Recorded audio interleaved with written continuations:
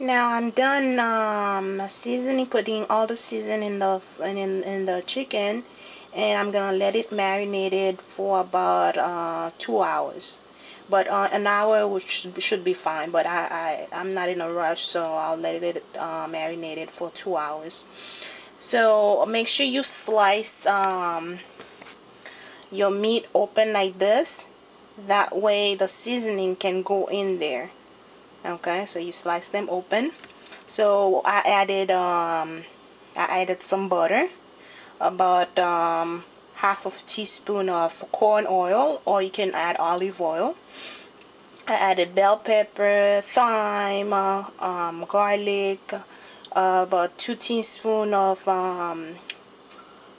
sour orange, and a pinch of salt. I added some black pepper and the hot pepper also, the one from Jamaica. And I added the tomato paste. That way will give it a nice color as it's boiling.